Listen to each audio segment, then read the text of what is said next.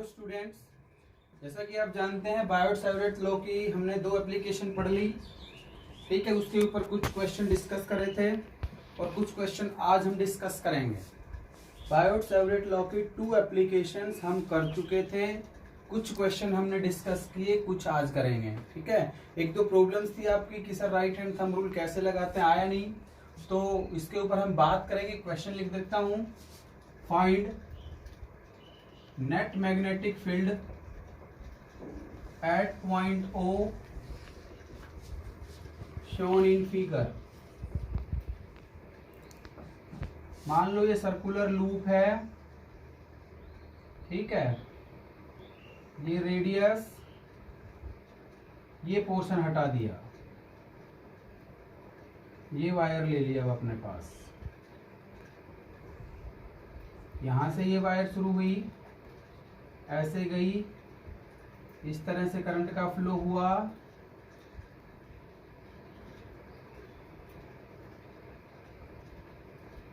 और इस तरह से ये वायर कंप्लीट हो गई। ये रेडियस है, ये भी रेडियस है R। पॉइंट O कहाँ है? यहाँ पे। हमें नेट मैग्नेटिक फील्ड निकालनी है O पॉइंट पे। ठीक है, राइट हैंड थंब रूल एक बार मैं दोबारा से डिस्कस कर रहा हूं इस वीडियो के अंदर।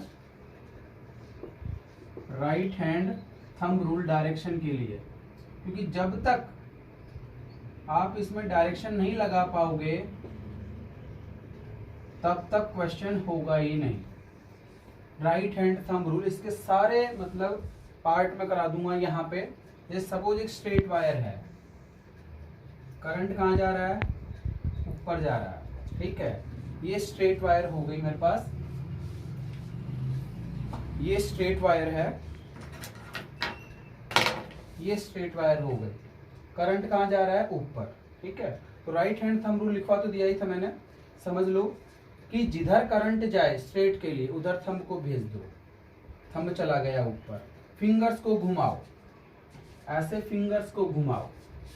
ठीक है, यूं करंट ऊपर जा रहा है, ऊपर ले जाओ, फिंगर्स को घुमा दो, ऐसे घूम गई। कौन सी डायरेक्शन में घूम गई? फिंगर्स को पूरा घुमा के देख लो। अब यहां से चला, इस तरह से घूमा, देखो एंटी क्लॉकवाइज। कैसे घूम रहा है? Anti clockwise. Anti clockwise, clockwise आप समझते हैं, एंटी क्लॉकवाइज। इस तरह से एंटी क्लॉकवाइज फील्ड लाइंस घूम गई। ठीक है, अब सपोज यदि करंट नीचे जाए, दोनों को पैरेलल पैरेलल साफ करा रहा हूं, करंट चला गया नीचे, करंट हो गया नीचे नीचे। अब ये फील्ड लाइंस कैसे घूमेगी? फिंगर्स देखो, ऐसे घूम रही हैं, ऐसे घूम रही हैं, क्लॉकवाइज। कैसे घूम गई? क्लॉकवाइज।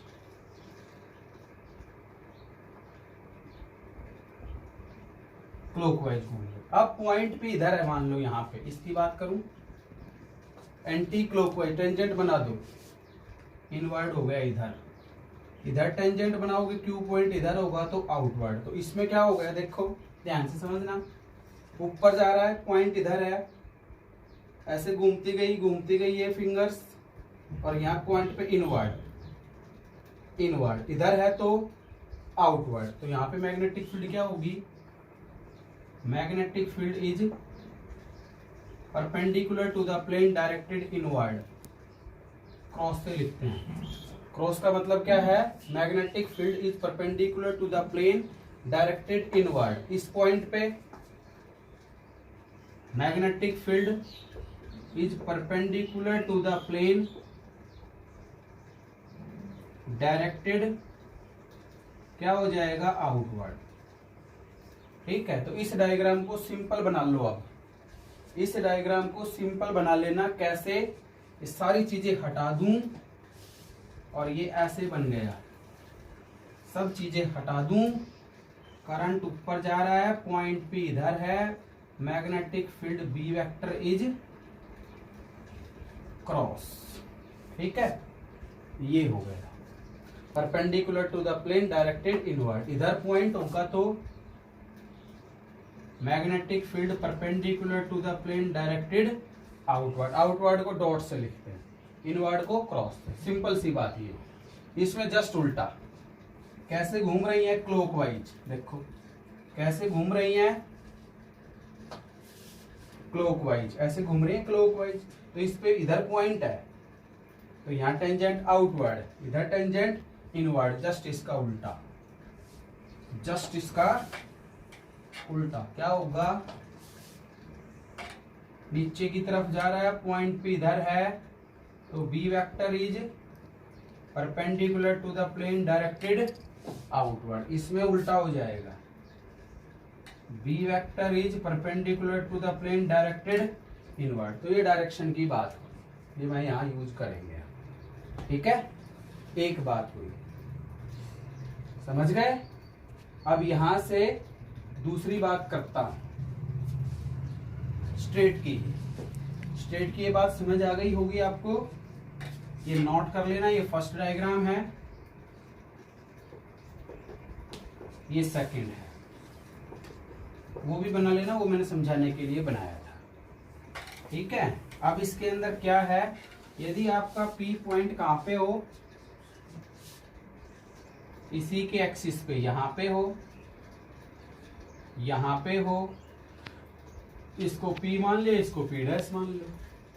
यहाँ पे फाई 1 फाई 2 क्या बताए थे, फाई इधर बनता है ना यहाँ पे एंगल, तो यहाँ पे फाई 1 भी 0 और फाई 2 भी क्या हो गया 0, तो यहाँ भी मैग्नेटिक फील्ड इज 0 और यहाँ भी मैग्नेटिक फील्ड इज 0, दोनों जगह मैग्नेटिक फील्ड कितना हो जाएगा 0, यदि एक्सिस के ऊपर आ गया तो स्ट्रेट वायर की तो कहानी हुई ये, स्ट्रेट वायर की बात हुई ये कि मैग्नेटिक फील्ड कहां कहां कैसे 0 होगा, ठीक है।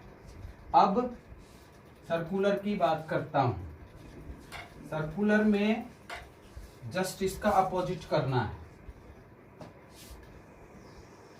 ये सर्कुलर वायर है, ये सेंटर O हो गया, एक सर्कुलर वायर ये ले लेता हूं, सेंटर O डैश हो गया, इसके अंदर करंट सपोज कौन सी डायरेक्शन में है, एंटी क्लॉकवाइज, करंट कौन सी डायरेक्शन में है, एंटी क्लॉकवाइज, इसमें करंट क्या मान लूं, आई डैश मान लेता हूं, कौन सी डायरेक्शन में, क्लॉकवाइज। अब करंट की डायरेक्शन में फिंगर्स घुमानी है, राइट हैंड थंब रूल में, उसमें क्या था, स्ट्रेट वायर में करंट की डायरेक्शन में कौन लेके गए थे, थंब को, अब किसको लेके जाना है, फिंगर्स को, एंटी क्लॉकवाइज फिंगर्स घुमा दो, सीधी सी बात, देखो फिंगर्स घूम गई, करंट है यहां से चल दो, करंट है फिंगर्स घूम गए, थंब देखो कहां है, बाहर, कहां है, बाहर, तो perpendicular to the plane directed outward, cross से लिखेंगे, क्या हो जाएगी डायरेक्शन यहाँ पे आउटवर्ड। इसमें देखो क्लॉकवाइज है तो फिंगर्स घूम गई क्लॉकवाइज, तो थंब कहां गया, inward, perpendicular to the plane directed inward. Cross का मतलब है, बता रहा हूं, magnetic field is perpendicular to the plane directed outward. Dot का मतलब है मैग्नेटिक फील्ड इज, ये फर्स्ट बात है, ये दूसरी है, perpendicular to the plane directed inward. ये दो बातें यहाँ पे हो गई, ठीक है। इस तरह से हमें राइट हैंड थंब रूल का यूज करना है इस तरह के क्वेश्चंस में, ठीक है। अब इस क्वेश्चन की बात करेंगे, ये राइट हैंड थंब रूल मैं दोबारा से एक्सप्लेन कर दिया है। अब देखो यहां पे 3 वायर हो गई, ये स्ट्रेट वायर है, ठीक, आधी इनफाइनाइट है, आधी ये फाइनाइट हो गई, यहाँ पर इनफाइनाइट हो गई, तो इसके एक्सिस पे हो गया ये 0 यहाँ पे, और इसके कारण भी मैग्नेटिक फील्ड 0 हो गए, तो किसके कारण बच गया, आर्क के कारण बच गया। तो magnetic field at point B O क्या होगा, एट पॉइंट ओ, इसके कारण 0 हो गया, इसके कारण 0 हो गया, तो किसके कारण बच गया, इस आर्क के कारण बच गया। और आर्क के लिए फॉर्मूला क्या जानते हैं, mu naught I upon 4 pi R into theta. अब बात करते हैं थीटा कितना है, बताओ थीटा कितना है। आर्क कितना एंगल बना रही है, यहां से एंगल बना रही है ये यहां तो वायर ही नहीं है, यहाँ तो वायर है ही नहीं, तो एंगल कौन सा हुआ, ये वाला हुआ थीटा। थीटा कितना नजर आ रहा है, सपोज ये एंगल इसने दे दिए एक दूसरे के परपेंडिकुलर दे दिए, मान लेता हूँ 90 डिग्री दे दिया, यहाँ पे हो सकता है 60 डिग्री दे दे, तो 60 डिग्री दे दे तो ये बाकी का जो बच गया वो यहाँ पे सपोज 90 डिग्री दिया हो, परपेंडिकुलर दिए हुए हैं, तो एंगल यहाँ पे 90 होगा, थीटा कितना बच गया हमारा, टोटल कितना होता है 360। 90 में तो वायर ही नहीं है, हटा दो, तो कितना आ गया 270 डिग्री, बट डिग्री में चाहिए नहीं, इसमें चाहिए आपको रेडियन में, रेडियन में कन्वर्ट कर लो, 270 इंटू पाई बाई 180, 0 से 0 कट गया, कितना आ गया 3 पाई बाई, ये वैल्यू यहाँ पे रख देंगे, यही आंसर आ गया, mu naught I 3 pi by 2 और ये 4 पाई आर। ठीक है, पाई से एक पाई कट गया, 3 बाहर ले लो, 3 mu naught I divided by 4 दूनी 8 आर, ये आंसर है। ठीक है, तो इस आर्क के लिए इस तरह से हमें करना है, समझ गए। तो इस तरह से आपको ये यूज करें, मतलब यूज करना राइट हैंड थंब रूल का। अब एक क्वेश्चन और डिस्कस करते हैं इसी तरह से। दो सर्कुलर कॉइल हैं आपके पास, कोएक्सियली परपेंडिकुलर टू ईच अदर, जैसे एक वायर ये हो गई और एक ये हो गई, जैसे एक वायर ये है, ठीक है, इस तरह से रखी है, दूसरी वायर ऐसे ऐसे फंसा देंगे, यूं फंसा देंगे, ठीक है, तो उनका एक्सिस तो सेम हो गया, बट दोनों एक दूसरे के क्या हो गई, परपेंडिकुलर हो गई, दोनों एक दूसरे के क्या हो गया, परपेंडिकुलर हो गए, ठीक है। और इनके अंदर करंट फ्लो कर रहा है आई, इसमें भी आई मान लूं, इसका रेडियस हो सकता है अलग अलग हो तो अलग अलग ले लेना, सेम हो तो सेम ले लेना, और इसका रेडियस भी आर मान। तो ओ पॉइंट के ऊपर हमें क्या निकालनी है, नेट मैग्नेटिक फील्ड निकालनी है, ठीक है। तो इस तरह से क्वेश्चन क्या लिख दूं मैं, यहां से क्या बना दूं, 2 आइडेंटिकल सर्कुलर वायर्स, दोनों का रेडियस सेम है, हैविंग रेडियस आर ईच, ठीक है, एंड कोएक्सियल है, उनका एक्सिस क्या मतलब, एंड कॉमन सेंटर लिख लो, कॉमन सेंटर, ठीक है, placed such that their planes are perpendicular to each other, ठीक है, they carry same current I, then find net magnetic field at their common centre. ये क्वेश्चन बना दिया हमने। इस तरह से दो आइडेंटिकल वायर्स हैं, सर्कुलर वायर्स हैं, ये दिख ऐसे नहीं है जबकि ये है ऐसे ही, ये तो साइड से हम देखते हैं तो इस तरह से नजर आ रही है, बाकी ये इस तरह से मतलब ऐसे हैं, बिल्कुल सर्कुलर हैं। कभी आप ये सोचो कि सर एलिप्स बना दिया, एलिप्स नहीं है, सर्कुलर वायर है, साइड से देख रहे हैं इस तरह से नजर आ रही है, ठीक है। तो दो कड़े लिए, मान लो हमने एक कड़ा ऐसे रख दिया, दूसरा कड़ा ऐसे रख दिया, और दोनों को एक दूसरे के अंदर इस तरह से फंसा दिया, दो कड़े हो गए, एक कड़ा ये हो गया, एक कड़ा ये हो गया, और उनको इस तरह से रखा, कॉमन सेंटर ऐसे फंसाया, ठीक है। तो एक कड़ा मान लो ऐसे रखा है, जैसे ये ऐसे रखा है, ठीक है, तो ऐसे रखा है, तो मैग्नेटिक फील्ड कहाँ होगी, देखो ऐसे रखा है, करंट इस डायरेक्शन में जा रहा है, तो मैग्नेटिक फील्ड कहाँ हो गई, ऊपर हो गई, देखो कहाँ हो गई, ऊपर। ये फर्स्ट मान लो,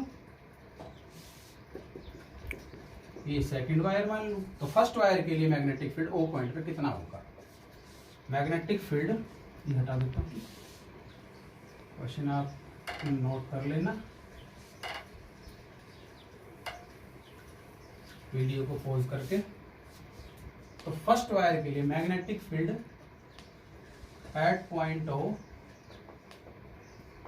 due to first wire B1 बराबर क्या हो गया, म्यू नॉट, सर्कुलर वायर के सेंटर पे क्या होता है, mu naught I upon 2R। Direction कहाँ हो जाएगी, देखो ऊपर ऐसे गई, B1 वेक्टर ये इस तरह से हो गई। सेकंड ऐसे रखी है, तो सेकंड ऐसे है, तो इसके लिए क्या होगी, देखो ये ऐसे घूम रहा है करंट ऐसे घूमा तो थंब कहाँ गया, उधर गया। अब देखो ऐसे रखी है वायर तो थंब ऊपर चला गया एंटी क्लॉकवाइज घूम करके, ऐसे रखी है तो थंब ऐसे घुमाएंगे, थंब कहाँ चला जाएगा, उधर चला, ये मैग्नेटिक फील्ड V2 इधर चला जाएगा। तो V2 बराबर कितना आ जाएगा, बाकी सारी चीजें तो सेम ही है भाई, करंट सेम, रेडियस सेम, तो मैग्नीट्यूड तो क्या आएगा, सेम ही आएगा। डायरेक्शन इस तरह से होगी। अब ये दोनों एक दूसरे के कहाँ हैं, परपेंडिकुलर। कौन से लॉ से, parallelogram law of vector addition से निकाल देंगे वो पॉइंट पे। नेट मैग्नेटिक फील्ड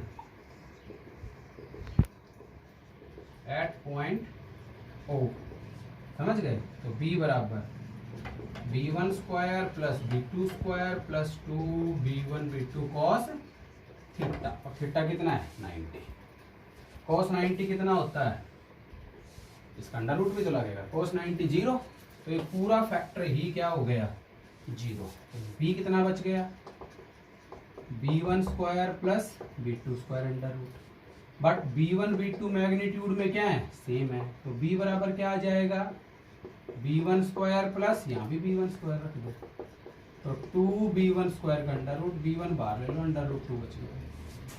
B1 की वैल्यू है ही अपने पास, म्यू नॉट I अपॉन कितना आ जाएगा 2R, अंडर रूट 2 से अंडर रूट 2 कट गया, mu naught I upon root 2R। ये आंसर, ये net magnetic field O point पे राइट हैंड रूल को, राइट हैंड थंब रूल को यूज करते हुए हमें इस तरह से निकालना है, ठीक है। ओके, कितना मिनट हुआ। सेमी सर्कुलर वायर्स के लिए क्वेश्चन वो डिस्कस करते हैं। सपोज एक वायर ये है और एक ये है, दो सेमी सर्कुलर वायर्स हैं।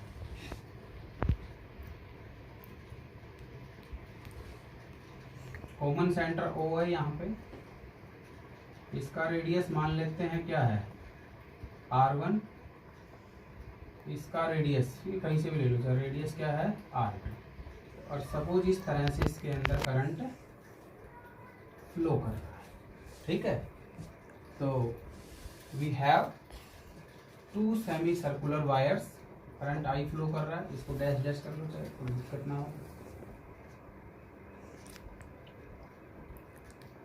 ठीक है। To semi circular wires, R1 क्या है, छोटा है किससे, R2। We have two semi circular wires, two semi circular wires having radii, radii है इसका तो क्या है R1 और इसका R2, R1 एंड R2, और R1 R2 से छोटा है। Have their common centre